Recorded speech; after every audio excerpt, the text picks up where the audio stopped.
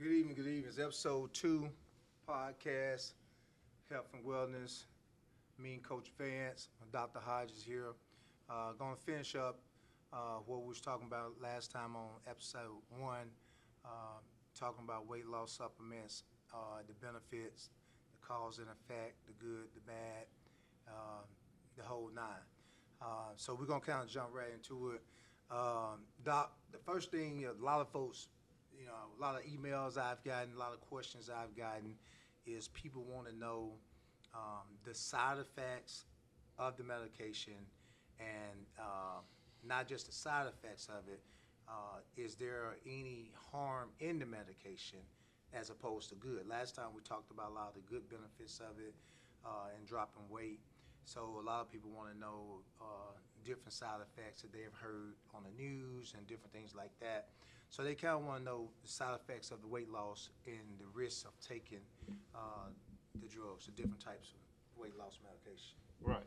So what we know is that the side effect profile for these medications typically are of GI in nature. These side effects include nausea, constipation, heartburn, and they're generally dose related.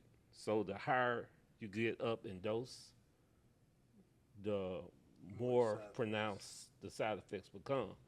So for me, I always try to, I think I said this last time, but if I didn't, then I'm going to say it again.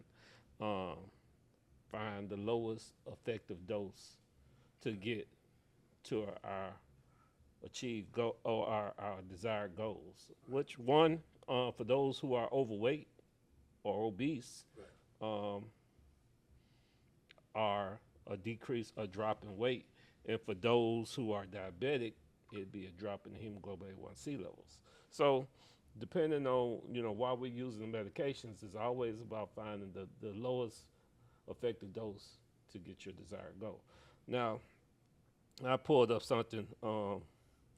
We're going to keep talking about GLP-1s, of course, but I wanted to bring in a little bit more information, and this is from the National Institute of Health. This is a study or a report that was placed last year, and it talks about hand grip strength. Hand grip strength as a proposed new vital sign of health, a narrative of reviews and evidence. And I'm just going to read some of the abstract to you, and then we can break it down, and you can tell me your thoughts on it. Hand grip strength serves as a fundamental metric in assessing muscle function and overall physical capability, and is particularly relevant to aging populations. Hand grip strength holds an important connection with the concept of sarcopenia, which encompasses the age-related decline in muscle mass, strength, and function. It has also been reported to indicate the health of an individual. We reviewed the interplay between hand grip strength and various health parameters, including morbidity and mortality, by carrying out a literature search on PubMed, Scopus, and Google Scholars between 10 and 30 August 2023 to identify the relevant papers on the relationship between health and hand grip strength. We use several keywords like hand grip strength, muscle strength, sarcopenia, osteosarcopenia, health biomarkers, osteoporosis, and frailty to derive the appropriate literature for this review. This review has shown that hand grip strength can be measured reliably with a handheld dynamometer, and the cutoff values are different in various populations. It is lower in Asian women, less educated and privileged, and those involved in sedentary work. Several diseases have shown a correlation with low hand grip strength. For example, type 2 diabetes, cardiovascular disease, stroke, chronic kidney and liver disease, some cancers, sarcopenia, and frailty fractures. The low hand grip strength also is associated with increased hospitalizations, nutritional status, overall mortality and quality of life. We believe that there is adequate evidence to show that hand grip strength stands as an important biomarker of health. Its utility extends to the identification of diverse health issues and its potential as a new vital sign throughout the lifespan. So I, I read that to say, you know, hand grip strength is just one aspect of measuring, and it's a simple aspect that you can do almost on any patient or in any population. How does strength, or how do you see strength correlating with longevity, and then what can we do to improve that? Well, it's definitely needed, and as we age, we're going to tend to lose muscle. We're going to lose muscle mass, and you're going to lose strength if you ain't doing anything to maintain or build strength. You're going to lose it. So it's kind of similar, with an athlete. If an athlete have an injury, that injury sidelines the athlete for a period of time. Such as a broken bone or something like that, torn ligament. When that athlete come back from that, they're not going to have the same amount of strength as they had prior to it. They have to work to build that up. So if you're not working to build it up on a daily basis, you're going to automatically start to lose strength as you age. And nevertheless, if you have any type of health problems going on, that's going to magnify how much strength you're going to lose. So, exercising and doing a strengthening routine is highly important, not just in your everyday lifestyle, but for longevity. Right. So, one of the other things this can do also as we get older, especially in women, they're at a higher risk of things like osteoporosis and things like that. And balance is not very good as you get older for a lot of people. So when you're doing a strength training routine on a regular basis, 3 times a week, 4 times a week, as you age, you help yourself tremendously with your balance, saying that you are including balance work in your strength and conditioning program, Right. which you should be. For most people, they need to work balance as well. But as you age and get older, if you're maintaining your strength or increasing your strength, if you have a fall, unless you go outside to your car and you slip and you fall, building your muscles up around your bones and things like that gives you some relief of the impact from the fall, which very well may prevent the breaking of a bone. And as a result, the older you get, if you start having more trauma to your body, like broken bones, longevity is not on your side, as opposed to if you're 17 and you break a bone. Right. So building up your strength on a daily basis, having an exercise program, exercise routine by a certified professional that know what they're doing is highly important to the longevity of your life and the quality of your life as well. But I would say you should also work on, a combination of things when you're doing your strength training, such as balance and things of that nature. And a lot of that will vary from client to client in terms of specific needs and stuff like that. But I like to take an integrated approach to training. And what I mean by that, I think you have to work on a little bit of everything. I don't think you can, come and just say, hey, I want to do strength training without doing core training, without doing flexibility training, mobility training. I think you have to integrate all these aspects into your fitness program for ultimate health and wellness. If you pretty much just focus on one thing, you are going to neglect something else. And down the road, that thing that you're neglecting, that's going to be the thing that's going to affect you the most. And let's say you have an illness. Back a few years ago, COVID came around.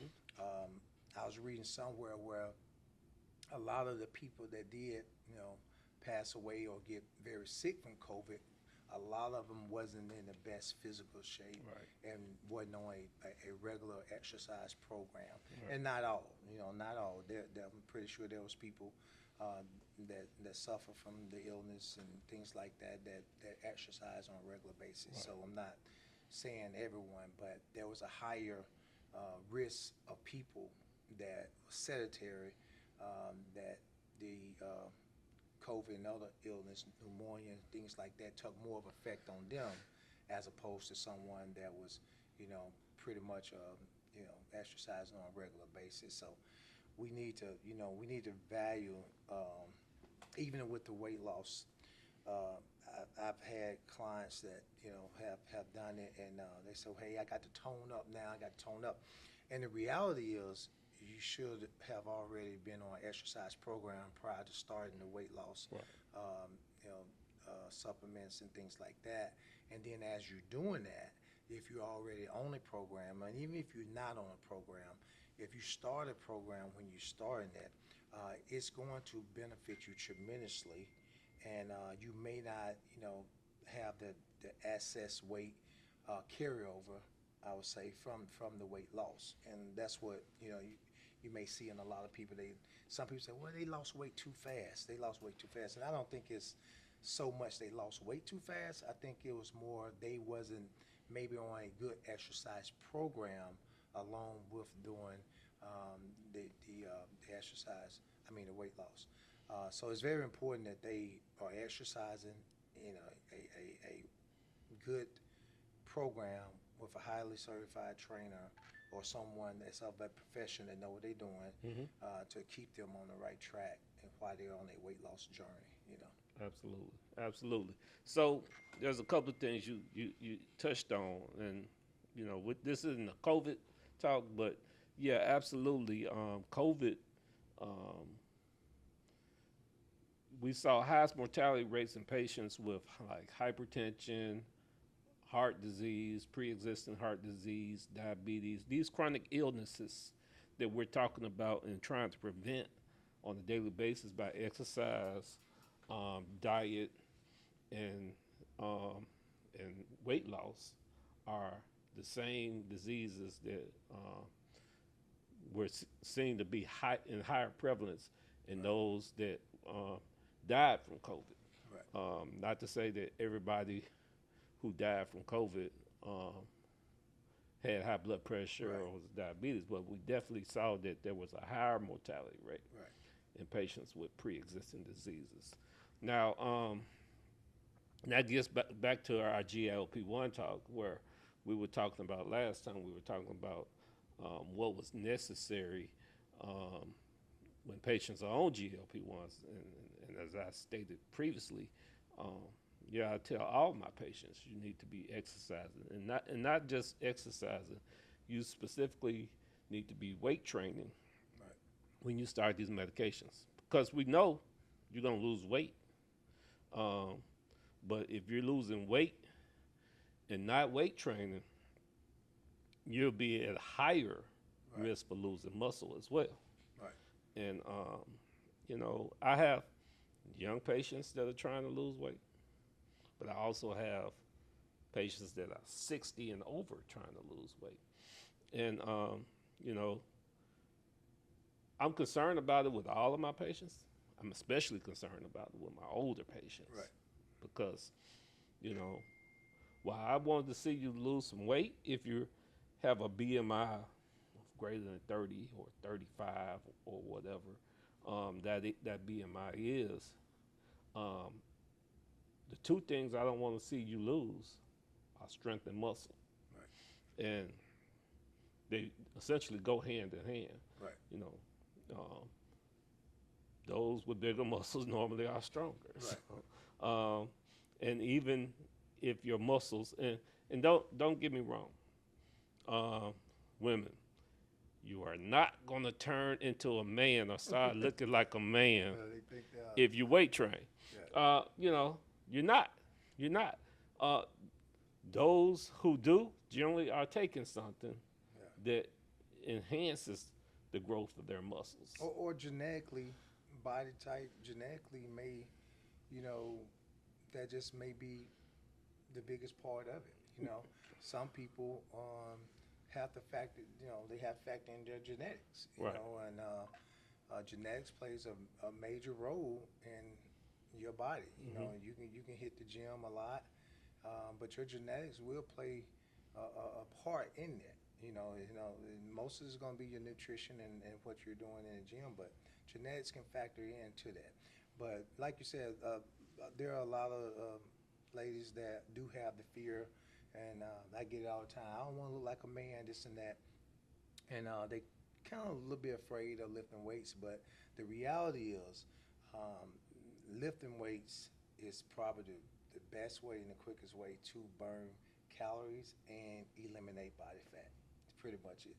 If you want to, reduce your body fat, you want to burn calories, weightlifting is the route to go. You have to do it. And I think there are some different ways of doing it, and that could vary from trainer to trainer. Different trainers have different styles and different methods of the way they train. And I think that's what, kind of can help you make your decision on what trainer you want to go with. You can kind of, do your research on that, and pick out who you think is more suitable for you. I often offer a week trial, free run, come in, do an assessment. You get 2 to 3 sessions free. You try it out. Hey, if it's not a good fit, it's not a good fit, because I'm also looking for what's a good fit for me. What's the ideal client that I want to train as well. Right. So I often do that, and it usually always work out, because there has to be a working relationship and a trust relationship with my clients and me, just like with their physician. Right. They have to trust you. Right. You have to trust that they're going to do what they're supposed to do. Mm-hmm. So it has to be that. And, if a client come in and, they already don't want to do certain things, it's going to be hard for them to reach their goals. You're probably not going to get to your goal Right. if you don't want to go through these steps here. Right. But I think that, we're beginning to see more of people working out and not as much as, what's the word I'm looking for? I don't see it as often now in terms of, hey, I don't want to look like a man when I work out as I did, probably 10 years ago. Mm-hmm. 10 years ago, 15 years ago, I heard it a lot more. Right. Now I don't hear it as much, but it's still out there where they kind of have that fear, So. Yeah. And it's cardio and weight training are both important. Very important. Yeah. So And for some, it goes back down to your health, your whole total wellness, Mhm. right? It goes back down to your goals, Mhm. because they're even with myself, being a former athlete, former professional athlete, I've been lifting weights all my life. Right. So now that I'm getting up in the age, I focus on cardio a little bit more than I focus on weight training, because as you get older, you want to have adequate strength or above adequate strength, and I have that, right? Just like we talked about earlier, the hand grip test, all those things checked out. So for me, the cardio is very important, that I do cardio at least 4 days a week, if not more. And let me explain what I mean by cardio. It does not have to be running. It could be anything from swimming to walking to running if you choose to cycling, getting on a bike, things like that. All of those things definitely is cardiovascular work. Now, you can depends on how much you go, the tempo, how intense you do it, things like that. Right. Again, they'll vary from client to client, right? If I have someone come in, they got knee problem, I'm not going to have them run on a treadmill, right? I may have them do some just walking in place, and that may be sufficient for them. So all that would vary from client to client what they do in terms of their cardio. But if through the assessment and through the goal, if cardio becomes a thing that they need to do, 3 to 4 days a week, we would still do the strength training, but we would definitely put emphasis on making sure we get our cardiovascular work in, and just to open up those blood vessels and keep the blood flowing freely and things like that. So, but yeah. Right. Yeah. So what I found, and we'll go back to the GLP-1s a little bit. are that, and let's get back to the basics of weight loss. Weight loss as a calculation is where you put your body into a state where you're in a calorie deficit, you know. So, what I mean, you are consuming less calories than you are burning on a daily basis. That's the only way you get to weight loss. You can't get to weight loss if you're burning 2,500 calories a day and consuming 2,800 calories a day. You're gonna gain weight. That's why you can't out exercise a bad diet. You know, if then we always say that. You know, if you eating, consuming a lot of calories and trying to think going to the gym, you're gonna see gains or weight loss. You can't out exercise a bad diet. So with GLP-1s, we already know when we talked about GLP-1s last time. What did we say? Well, you're gonna eat less when you're on them. So to get into that calorie deficit state, it's gonna be far easier. You know. So then it becomes a matter of making sure you're consuming high quality foods when you are eating. So we're talking about eating your proteins, eating your fruits and vegetables, staying away from the simple sugars, the complex carbohydrates, the processed foods. So if you can, especially if you're on the GLP-1s, if you're eating high quality foods high in protein, high in those good fats, like the omega-3s and things like that, and then weight training and exercising, and maybe doing some cardio as well, you're going to see those benefits, and they're going to be far greater. You're going to see them faster. They're going to be greater, and you're going to feel better. That's the thing about it. So, and that's what our ultimate goal. My goal is to help a patient or help a person live their best life and to get their best out of their physical. Their physical, and a lot of times the mental and the emotional go hand in hand with the physical. If you feel good and look good, you're doing well, and it allows you to deal with some of the mental and emotional things you may be going through on a day-to-day basis. So I mean that's a whole nother talk we could have, where we talk about how exercise affects depression and those states. But I think that's all important. So, and we could talk about so many reasons why exercise is good for you. They've said often that sitting is the new smoking. People don't smoke as much, but they sit all day. And because of that, when you're sitting, what happens? You lose strength in your lower core, your abdomen, your lumbar.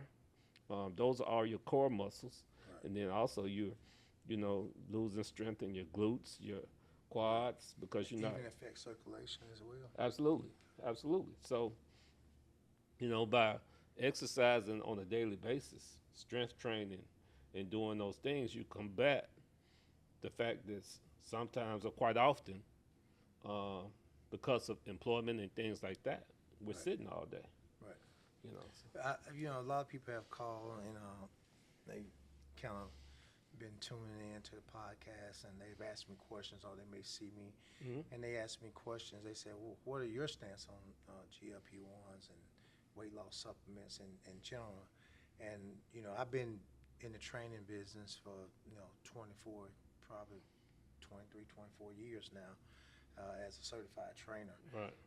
So even before this, you know, you had your different types of weight loss surgery, your Mm-hmm. gastro and the bypass and all that type of stuff.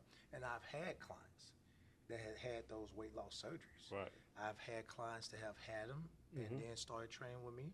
I've had clients that was training to me and then had the surgery. Right. And those clients have often asked me, my opinion of should they do the surgery, shouldn't they do the surgery, and I always, give them the advice that I think that, whether you choosing a weight loss surgery or whether you choosing a weight loss supplement, GLP-1s, you should be exercising. And if you're already exercising, you have to know that you have to continue that after whatever you're trying to do. Right. So if you do a weight loss surgery, that doesn't mean, oh, I did the surgery, I ain't got to exercise no more. Yeah. No, this is something you're gonna still have to do, Right. and to maintain a good quality of life.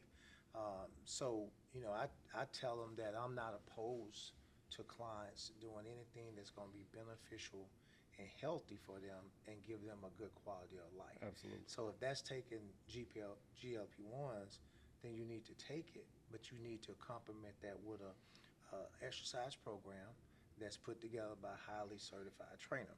And I emphasize the word highly certified trainer because it's a couple things here. You can, when your car breaks down,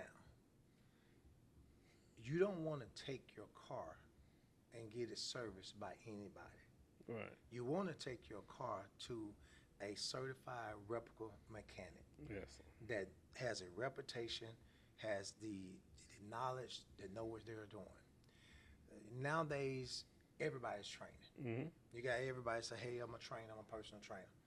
And they have not went through a certification class or not. Now, don't get me wrong. I'm not saying people don't have the ability to train people. Right. But you have to ask yourself, if I'm really serious about my body and about my health, why would I entrust myself with someone that can't even produce a paperwork to show me that they have took the time, they have did the research, and they have went through the proper training to be able to help someone else? So I encourage people that make sure that if you do decide to work with someone, make sure that person absolutely know what they're doing. They went through the class, they went through the proper training, so they can give you the proper instructions to help you and not hurt you. Absolutely.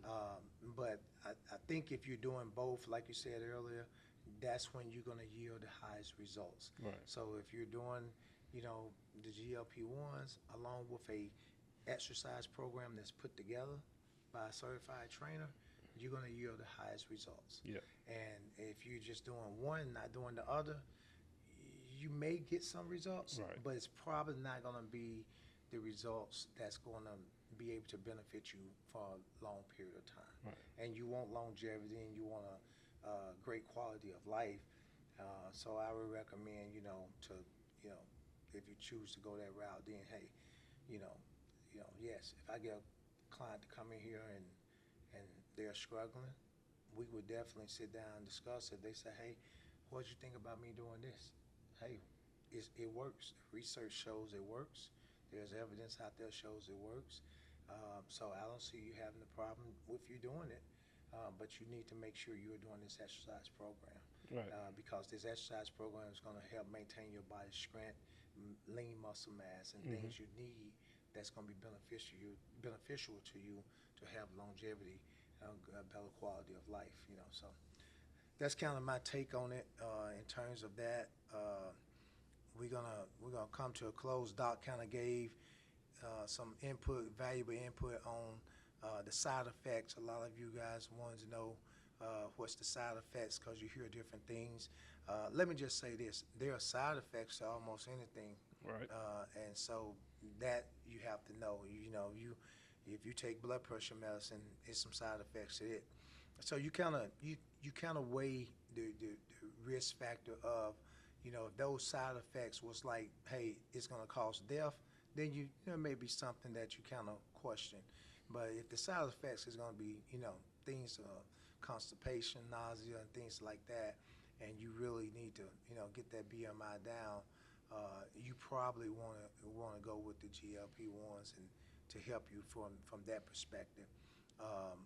But we talked about that and talked about the value of having a quality exercise program along with what you're doing. That's very important. You need a very, very good thorough plan along with whatever method you choose to do. So we'll have more coming up, episode 3. If you like this, hit the like button below. Let us know, leave a comment. If it's a certain topic you want us to discuss or talk about in terms of health and wellness and with the medical field, just shoot us a message and let us know. You can reach me at KareemVanceFitness.com or KareemVanceFitness@gmail.com. And Doc, you can give the information and reach you. Yeah, you can call my office at 901-347-3775. That's Southwind Gynecology and Wellness, 4730 Riverdale Road, Suite 6. Or you can check us out online at southwindgynecologyandwellness.com. And just like Coach Vance said, if the side effect is death, don't take it. Absolutely. We want you to live, not die. All right.